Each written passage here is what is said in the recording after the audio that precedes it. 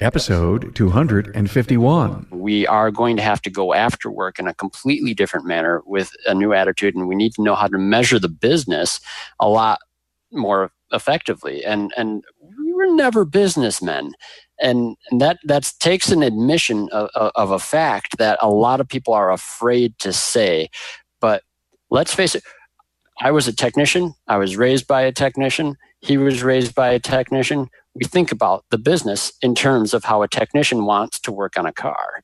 And that doesn't necessarily mean good business, and it doesn't set the place on a trajectory necessarily for success.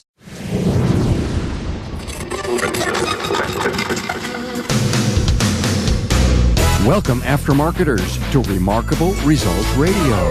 Listen to learn just one thing from today's episode on your journey to remarkable results.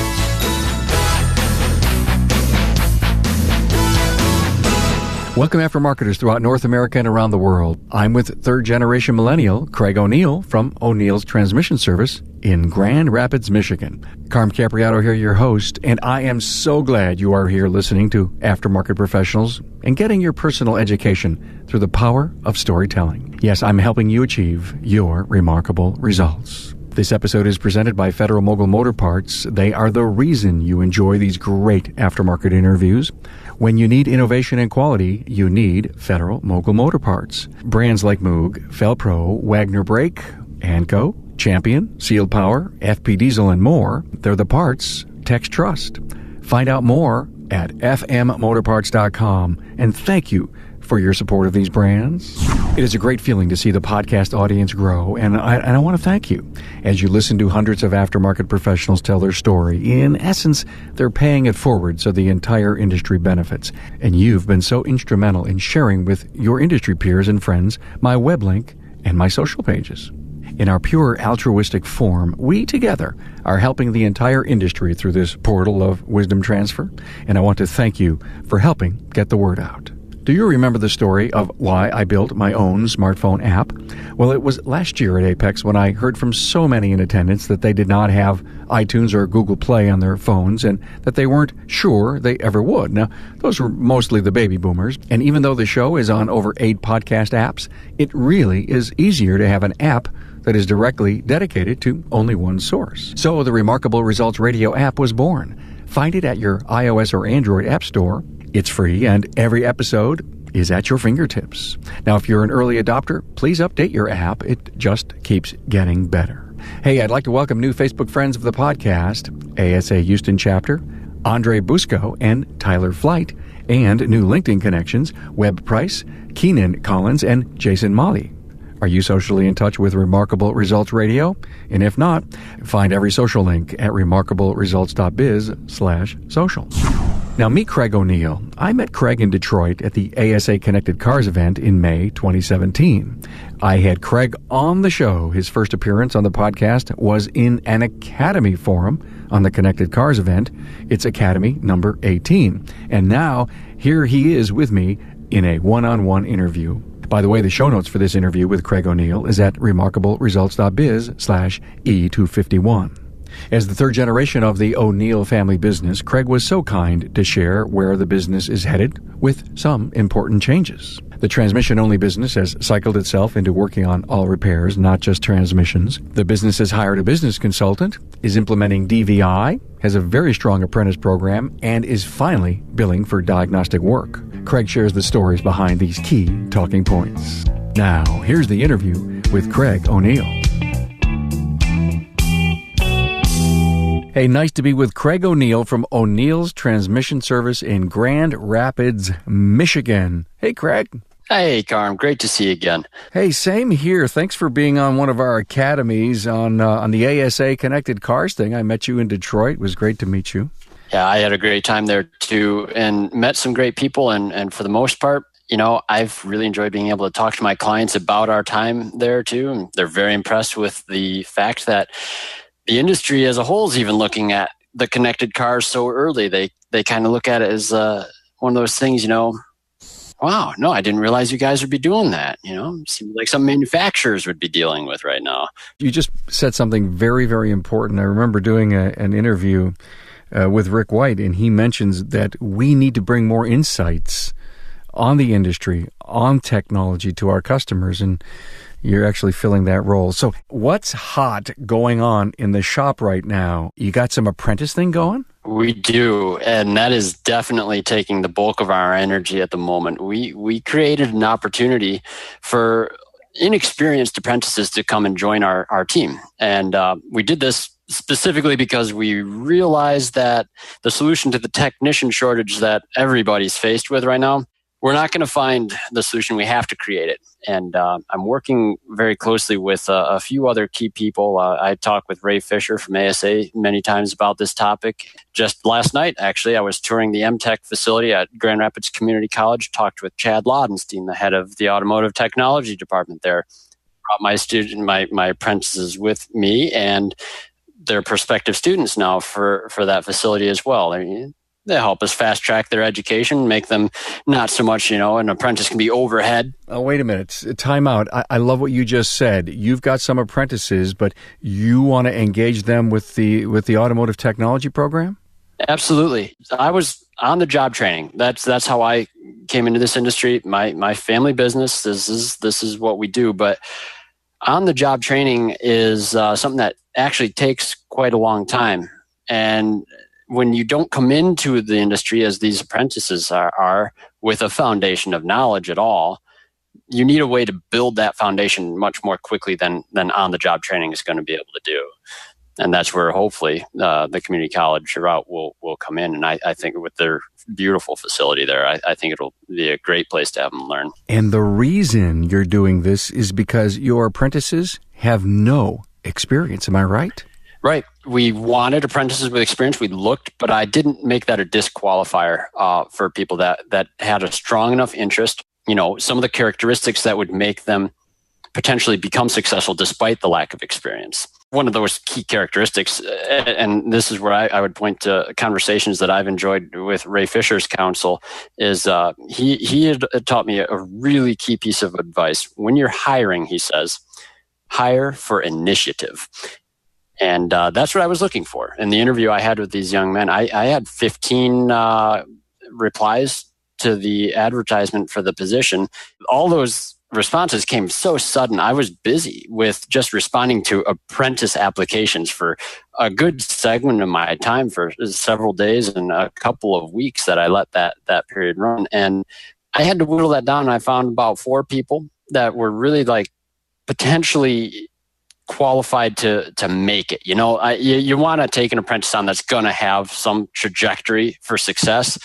It's a risk, and you don't know what you're getting. These guys anytime you're hiring someone, you don't really know what you're getting unless your interview process is somehow constructed that way. And I was looking for guys that could communicate well. I mean, I hear people say that, they just need a wrench, somebody who's going to be able to be fast on a wrenching, and that is not enough. Not anymore. We need guys who are smart, who look crisp, are going to be technologically savvy, and they can actually develop this learning culture that we're about and come alongside of other guys, be a good fit to the crew, add assets to their position, and develop themselves as a professional. It's a concept this industry needs to get familiar with again. So you're hiring for attitude. Yeah, very much so. I mean, if you don't want to learn and develop yourself and maintain a professional image, I don't care how fast you can wrench on something, that's not going to cut it moving into the future. Okay, so take me a little deeper into the community college connection. Are you literally working with them and saying, these are the classes that I need? Are you kind of creating this, or are they fitting into a curriculum of theirs? Well, they have a great program at our community college. They have night classes so that they enable people to still be able to work full time. And then one night a week, you do a 4-hour class for 18 weeks, I think it is. And, you pick which subject matter is the one that interests you first. And that's what I want to take with an apprentice, is find out what does naturally appeal to them first. What area do they feel like they really want to know about first? Because that's going to be the foundation for the next thing and the next thing and the next thing. Once they have that foundation down and they enjoy it and find themselves successful with it, well, hopefully they're going to be motivated to continue learning. And it is a continuing education. Every technician, I told some of my other guys that one of my ASE certified techs actually came with us too, because he wanted to learn a couple things that might not come around in a seminar circuit, and he's looking at taking a class as well. You can pick it up wherever you want. That's why we do it. I'm talking with Mike Zralik, a technical product specialist with Federal Mogul Motor Parts. So you have this van, and it's the Guru on the Go van, and it's all nicely decked out, and you drop by for lunches and learns. How do shops get a chance to get that van to come to their place? Well, they can, of course, call into our Guru hotline and request it. They can talk to their parts distributor, and through that channel, we can go out and do some training, or even with us out in the field. If they see us, we do various warehouse distributor type shows, many different events. We're out there everywhere. Just come by and ask, and we'll be more than happy to come by. Hey, Mike, if I said you were a champion for Federal Mogul Motor Parts, would I be right? You betcha. So give me an example. I live, eat, breathe Federal Mogul on a daily basis. Growing up, being in the racing industry, I knew a lot about Moog. I loved Moog. Felpro, same thing. To go out and be able to talk about a company this big, this strong, it makes me happy every single day. I'm so excited to do it on a day in and day out basis.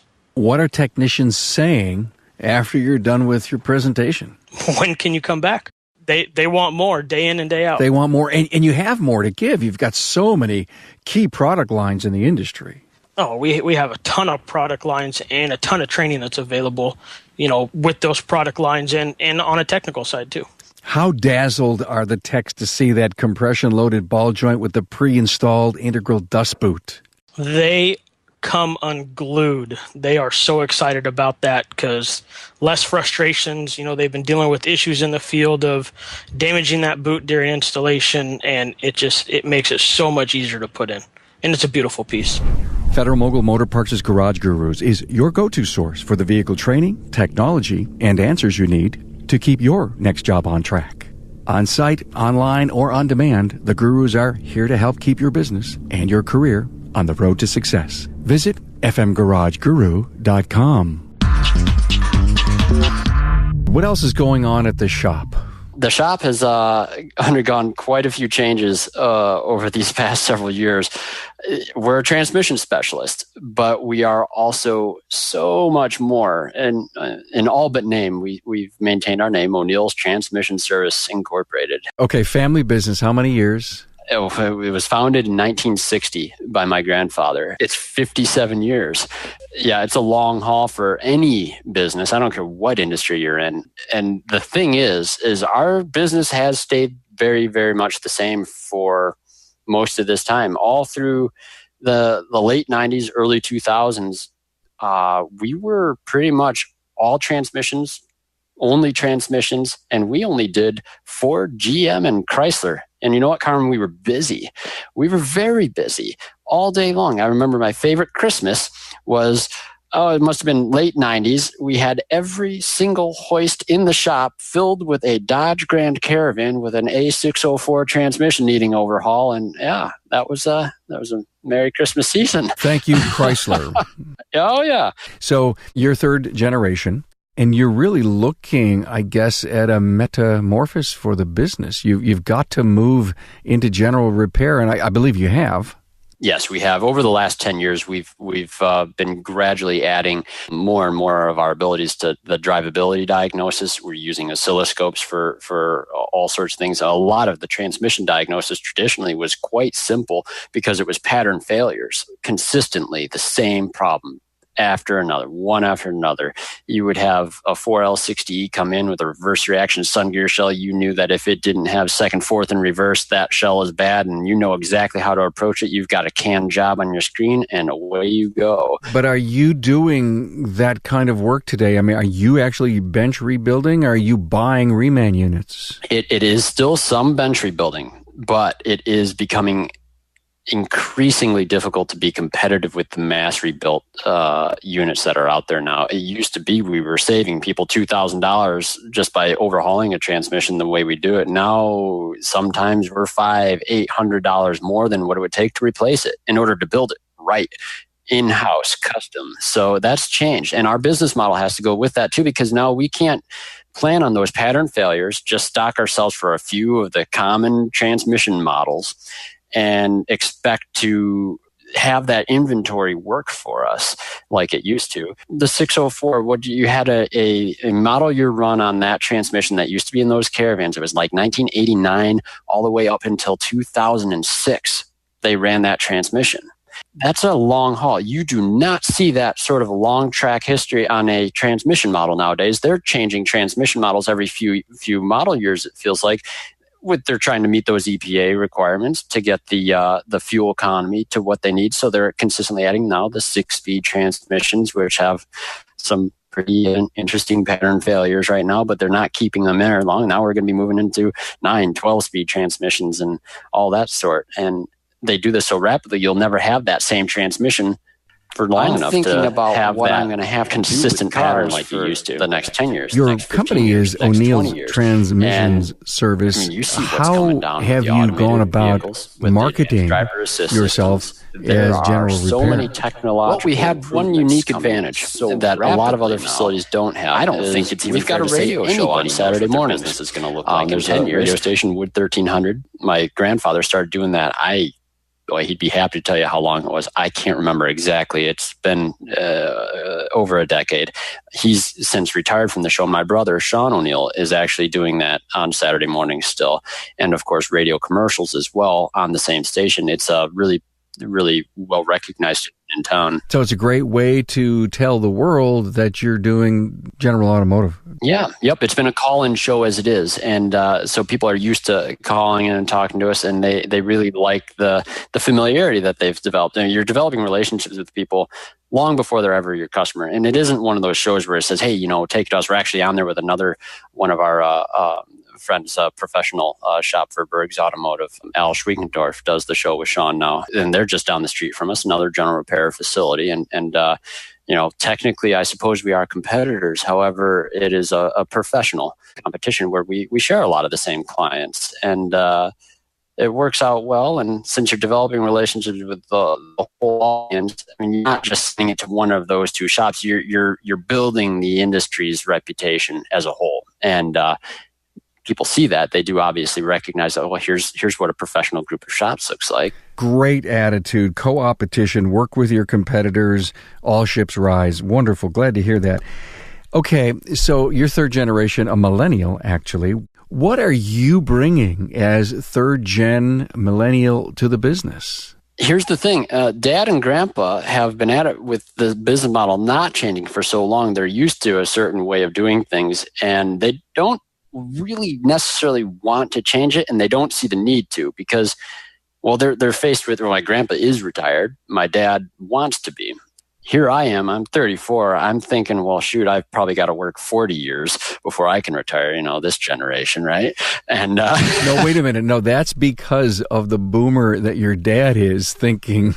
You see, you're watching him not retire, and you're thinking that's what you have to do. It's interesting to look up the channel, isn't it? Well, Dad's not that old either. He is he's 55, 56, I think. So he's got to stay in it a little while longer. I got to keep him engaged on there. But since there is that time scale difference on what we actually need from the place, I'm thinking about what I'm going to have to do with cars for the next 10 years, the next 15 years, the next 20 years. And you see what's coming down with the automated vehicles, with the advanced driver assist systems. There are so many technological improvements coming so rapidly now. I don't think it's even fair to say anybody knows what their business is going to look like in 10 years. Yeah, but the nice thing about what you're doing is you're thinking about it, and you will be nimble enough to move where you need to move because you've put it in your crystal ball. You've put it on your radar, haven't you? Absolutely. I've been a technician most of my time with the business, and having faced the likelihood of taking over the business now, I'm starting to actually get to that point where I'm working on the business, not just in the business. And starting to do this, that's where I realized, this is a different skill set that I have not developed enough yet. And that's probably where the biggest difference is between me and my dad and my grandpa even. I mean, their time in this business, not to say that it was easy, that wouldn't be fair. They've absolutely and had to work very hard for the success that they've earned. But it is not going to be those pattern failures like we have seen for so long. We are going to have to go after work in a completely different manner with a new attitude, and we need to know how to measure the business a lot more effectively. And we were never businessmen, and that takes an admission of a fact that a lot of people are afraid to say. But let's face it, I was a technician. I was raised by a technician. He was raised by a technician. We think about the business in terms of how a technician wants to work on a car. And that doesn't necessarily mean good business, and it doesn't set the place on a trajectory necessarily for success. I wonder what your DNA would look like if you sent it in for analysis. Oh, yeah. Yeah. No, we've got a healthy blend of personalities in the family, let me tell you. Excellent. Really, I think what you're saying is that the speed of business today is faster than it has ever been. It is your responsibility as the young member of the business to literally go to Dad and say, listen, as I'm looking 10 years out, Dad, these are the things that I see. Now, when you have that meeting with your dad, what does he say? The thing with my dad is he's really is ready to be done with the business. He knows he can't be yet. He knows that he wants to make a transition for me smooth and successful. And so we're trying to find an agreement on those things. With him, though, he has complete confidence in my decision making, which is a really amazing blessing from the previous generation to have confidence instilled in you and encouragement and motivation. The only thing that we need to formulate now is a plan and an actionable plan at that. But there's nothing wrong, Craig, with a 10-year plan, because at least you would know what it is. I hear a lot from generations that family says, hey, this is all going to be yours someday, but they literally didn't create a plan to make it work out. And all, I think, the third, the fourth generation, the family members want to know is, what's the plan? Yeah. Oh, exactly. And that's still a big part of the question. And we aren't good at making it yet. We're learning how to make that. I was not just suddenly put into the position and now like, okay, we're going to make a plan and here's what the plan is. I needed to learn how to make a plan first. And in order to make a plan, you need to know how to measure your business. That in and of itself is, if you've never had that mindset, you've got to learn that. So what did you do to go out and learn this or get some help? I think it was a year ago. There was a trade expo that came in right here in Grand Rapids. For one of the first times ever, I'm looking at the class lists here and it's like, I think I'm going to take some of the business management courses. And so I see this one by Bob Greenwood, signed up for that. It's an all-day class. I'm like, well, I guess, hey, I'm doing business management right now. I'm going to have to do this. So signed right up for that. And oh my goodness, was that an eye-opener. The first time I had heard Mr. Greenwood speak at all, I hadn't even known of Remarkable Results Radio at the time or anything else. But then here I am sitting in that class and I'm hearing him talk about all these things that I'm trying to figure out how to do. And I'm nodding along. It's like, holy cow. It's like this guy's like his entire class was like written for me. And this specific situation that I'm specifically faced with, it felt that like I had the complete sense like, this is exactly where I needed to be. I maintained communication with Bob afterward. And we hired him as our consultant. And boy, that was literally the best decision I think I've ever made from the management position that I now find myself in, because it's been absolutely instrumental to have, one, the encouragement, but two, to be given the tools to actually begin to run the shop as an automotive business, not just a conventional family business mindset that I had. It's great to hear about, a connection that happens and then you hire. And now, did you make a right decision? Oh my gosh, yes. Yeah, no question about it. And it's great. We see articles written by Bob and several of the magazines too. And my favorite moment was when one of my technicians who was reading that magazine, he came up and said, "Hey, Craig, did you see this article? This sounds like something you were talking about the other day." I says, "Yeah, flip over another page. What's the name of the guy that wrote it?" And he said, "Oh yeah, it's Bob Greenwood. Oh, isn't that your consultant?" Yeah. Here's the great story. I continue to hear every time I do an interview, a key takeaway for 2017 so far has been that the most successful guys out there and ladies and husband and wife teams have gone out and hired themselves a coach. And that was such a difference maker for them. And they've even maintained relationships years in. They're more successful beyond their imagination, their realization, anything that they were doing before.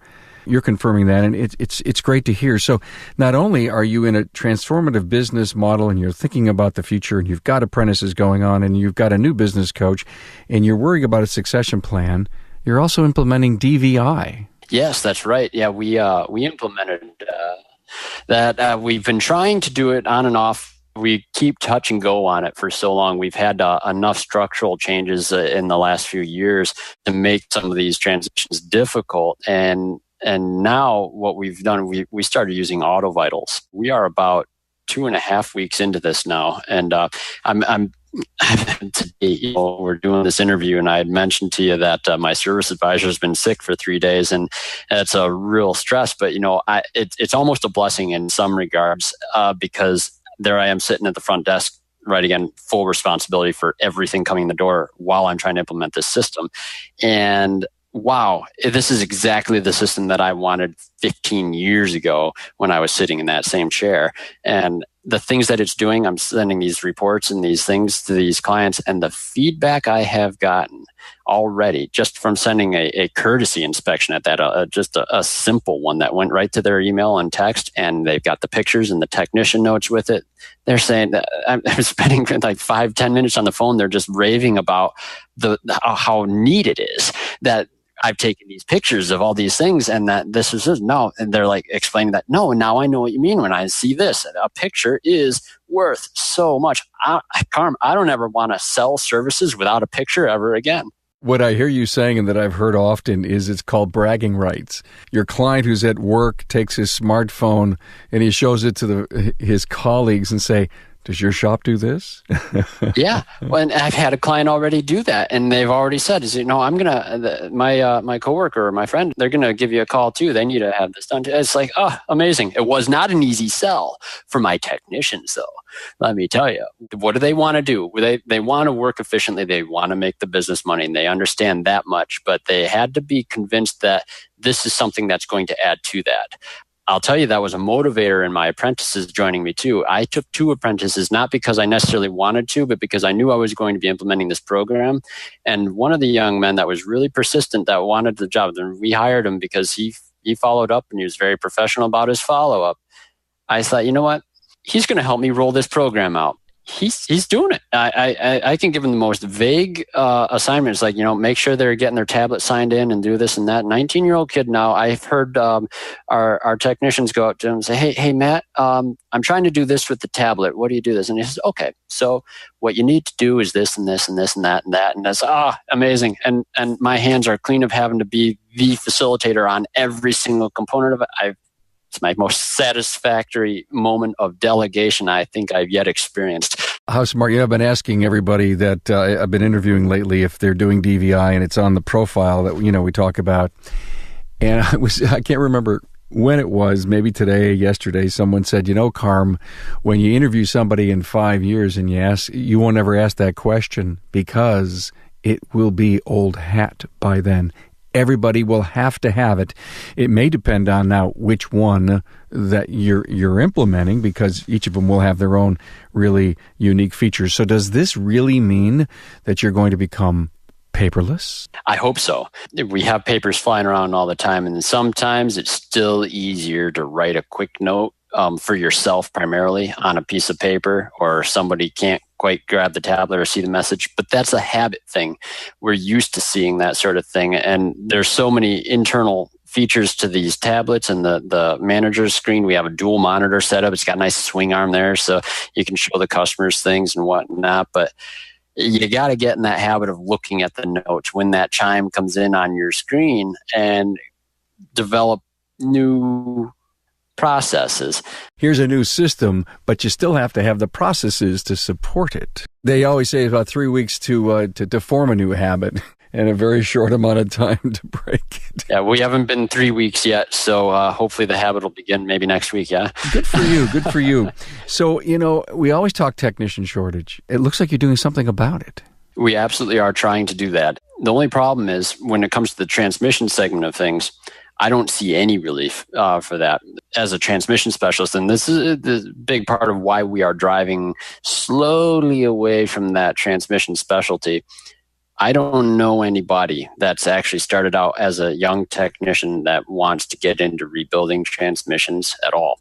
And I don't see that being a very long-term skill that's necessarily going to benefit an individual unless they're working at a rebuilding facility and that's what they want to do. In an independent garage, I think that it is going to be increasingly rare to see that. And so part of the shortage we face, I literally don't believe I can create that solution fast enough to make it viable. I think in the next 20 years, the likelihood of anybody rebuilding a transmission in an economical fashion in a traditional transmission shop like ours is probably going to be non-existent. Maybe I'm wrong, but I think that it's pretty obvious where we're heading on things. Mass rebuilt units are taking over that need. And but every other technician, it's the troubleshooter that you need in your shop now. It's the diagnostics, and it's the ability to bill for diagnostics in a way that the shop can remain profitable and that the technician knows that his diligence in troubleshooting accurately is actually being rewarded and reflected properly in the shop's success. So you have no problem billing for diagnostic time? Not at all. We used to. We were not good at this. We as recently as 10 even 11 years ago, time goes fast. I may be off on that, but we used to do free diagnostics for the longest time. But it used to be a lot easier for us too, because it was all those pattern failures like we discussed earlier. But what about, if you're moving into automotive technology and you've got some diagnostic specialists there ferreting out the really tough problems on cars, are you charging for that? Absolutely. We did this in phases. We started with a really nominal initial inspection fee, and we used to say that old adage, and this was just so stupid now we realize, but we would credit back the diagnostic fee if they did the repair. And I know there's people out there that still do this. You're not doing that, right? Gosh, no. I want to go back in time and kick ourselves for doing that. And, talking with Bob Greenwood on those sort of things too, his quote is great. I mean, you are not paid to fix cars. You are paid to find solutions. We're in the knowledge business now, and that is got to be expressed to the clients, and the industry as a whole needs to be able to recognize that if we are giving away the most difficult part of the job, how are you going to afford the technicians that you need to find the solutions on these complex vehicles of the future? Because if these technicians are even going to exist to want to be the guy that can solve those problems, you're going to have to be able to pay them very, very well. And skilled technicians will leave the industry if that possibility does not manifest itself. So if you are a shop, I would feel very confident saying if there are still facilities that exist today that think diagnostics should be free, I just wish they would figure out that that's harming the industry and creating a problem that makes the technician shortage worse. I don't think anyone that I've ever interviewed believes that, but yes, there's a group out there that they might not even have the right labor rate to start with. It's so encouraging to interview entrepreneurs, shop owners that talk about this, even business coaches, and our whole goal is to, spread that kind of wisdom into the industry and let people that may not get into networking groups and go to meetings and have a business coach to be inspired by people like you saying, "Hey, this is what we have to do now." Do you have a diagnostic rate that's higher than a normal labor rate? Yeah. No, our diagnostic rate is at least $30 more than our regular maintenance rate, and we've recently raised both of those, and that was a component of our coaching and consulting with Mr. Greenwood too, helping us to calculate not arbitrarily what a labor rate should be, but to figure out what it needs to be for the business to actually be profitable. And when you can figure that out for your facility, that is absolutely enormous, because now you know what your real potential earnings are going to look like, and you can start to make some actual planning on that. But no, I mean, shop labor rates were low. We were never terribly low compared to some of the averages in town. I mean, we were $90 before anybody else was, but we were transmission specialists. And as it was then, transmission specialists generally would earn more than the average general repair mechanic. But the average labor rate now on most things, you'll see $120 door rate and $150 an hour for diagnostics. And these numbers are going to continue to trend upwards very rapidly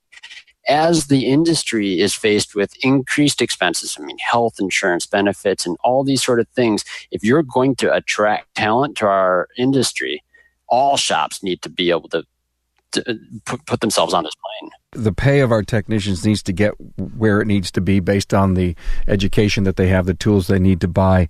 You're absolutely right. Do you have any kind of great idea you can share about improving profitability of a shop? We are still developing is how to become more profitable on this. Now, there's all kinds of logic to it. The thing that bothers me the most is when people think the solution to greater profitability is just more cars, more car count, get that car count up, get more invoices. The actual secret to increased profitability is in managing the clients that you have there in your shop today to the full potential that you can. When you can actually take the time to slow down and focus on those clients. I mean, it's counterintuitive, but the idea is to actually slow down and focus on those clients. What is your job? Your job is to make sure their vehicle is safe and dependable. And when you take that job very seriously, you are going to look over that vehicle. You will do your diligence on your inspections, and you will point out each and everything on that vehicle that client needs to be made aware of. And when they understand that this is done for truly good reasons, that you are there to make them safe and dependable. Yes, the shop is there to make a profit as well, but this is one of those win-win-win scenarios. You know, the shop is going to become more profitable by being more diligent and making sure they're fully servicing their clients, not partially, not quickly having to get to the next car because you ignored this on this vehicle to get to the next vehicle, because car count is the almighty thing.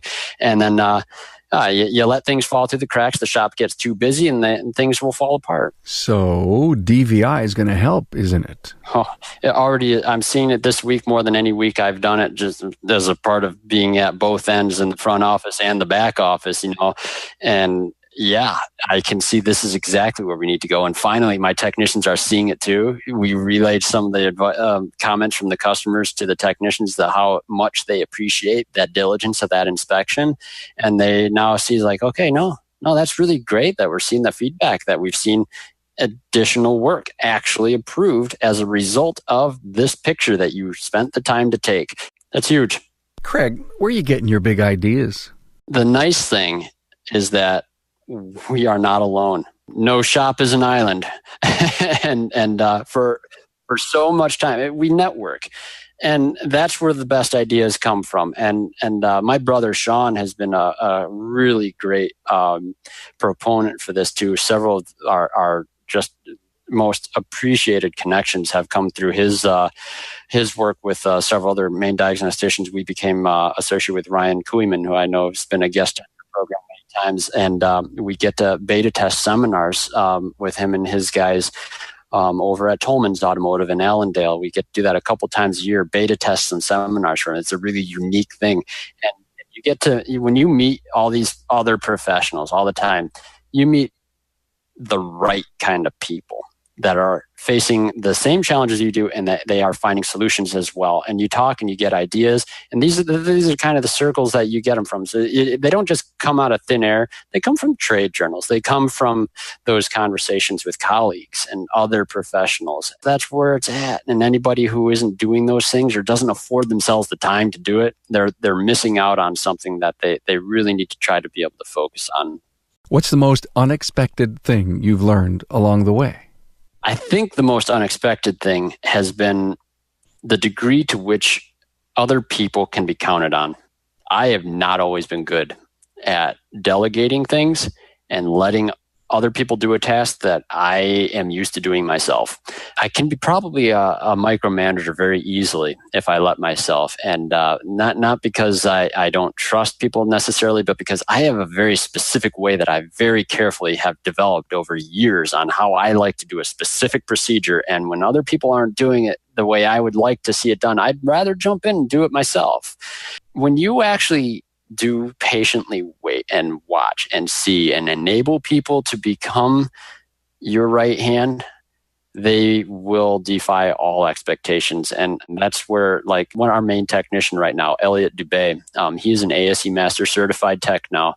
And it's about 5-6 years ago, I think, he was an apprentice here.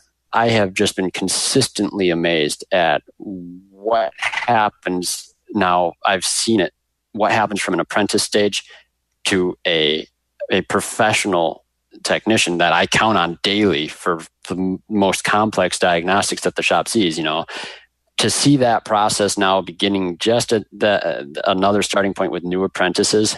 Because you pretty much got out of his way? Oh yeah, totally. Yeah, I wish I learned a lot sooner. People, they're talented. They want to lead. What are you doing to create a buzz on the business? There's a few things I have going for me on that. One is that radio show still. My other favored communications representative, if you will, would be my wife. She's the one that keeps me very, very encouraged. She's not been traditionally involved with the business, but she's expressed, that she wants to help and do stuff. And we've seen other shops where they have very successful husband-wife teams. There's a local shop in town here, ONeill. Jeff and Debbie Knoll are a well-known couple as well that are very involved in things. And so I've showed my wife what they're doing on their website and some various things. And it's like, okay, yeah, this lady gets it. I could do this sort of thing for you too. And so, okay, so she's starting to manage Facebook and those sort of things.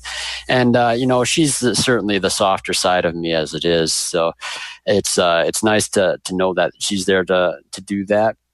But, otherwise the buzz would have to start with the client conversations beyond that too. And that's where I try to spend some of my time, not getting in the way of my service advisor as much as possible, but having those conversations with clients and pointing them to all those other things that we're doing too, and expressing the excitement that we have for the coming technology and developing those sort of conversations with them, telling them what we're doing with apprentices and what these guys are certified in now, or how this person developed in this and that. That's how you make a buzz. People get excited. They feel like they know you. Well, we want them to. Absolutely. I think you're saying all the right thing as you're pretty much defining the role that you have in the business. Hey, thanks ONeill for being here. I really enjoyed it. Great perspective as a millennial and a third gen in the business. Words to live by? Any special quote that you'd love to share with us? Well, I could sit here and quote Greenwood to you all day, but I think you've interviewed him a few times, so it's going to get repetitive. But I want to add the most important thing is to develop a learning culture in your facilities. That cannot be stressed enough. Let me tell you who says that. That's Jeff Peavy from AMI. Yeah. There you go. So, yeah, and this is huge, and it's taken foot here. And my brother Sean was a key player for initiating a lot of that too. We get to those John Thornton seminars and those Eric Ziegler seminars, and wow, when you get those sort of seminars with your crew, and you take your crew to those guys and you hear them teach. When you have a group of technicians that's excited to go to a seminar because they know who that instructor is and they know how great that education is, that's awesome. Because now you aren't just having to shove them out the door to a seminar because it's giving you free food or anything. Some of these don't even have food. The food is the knowledge. And when they are fed, you will see that take place in your shop. So find good trainers, they're out there, and man, if you can get your crew going on that, the rest is, it's not automatic, but it starts to feel a lot easier. Hey, thanks so much, Craig ONeill from ONeills Transmission Service in Grand Rapids, Michigan. Thanks for being on, man. Thank you, Carm. It's great talking with you. Thank you, Craig ONeill, for adding to this education network and sharing your story for the benefit and gain of the entire aftermarket. Visit Craig's show notes page at remarkableresults.biz/E251 and find the talking points, Craig's extended bio, and a company profile. And thank you for joining us and your support of the Aftermarket's premier podcast. I know you are finding a treasure trove of wisdom in the podcast archives that include the individual interviews and the Town Hall Academy single subject forums. Now, if you have any questions or comments, email me at carm@remarkableresults.biz or head over to the contact page on the website. Continue to share this content-rich resource with your friend. There's plenty to go around and help lift all aftermarket ships. Just email the episode link, share my Facebook page, Twitter account, or LinkedIn connections. The richness grows because you help ripple the water of remarkable results. Thank you for your support. Thanks for being on board to listen and learn from the premier automotive aftermarket podcast. Until next time,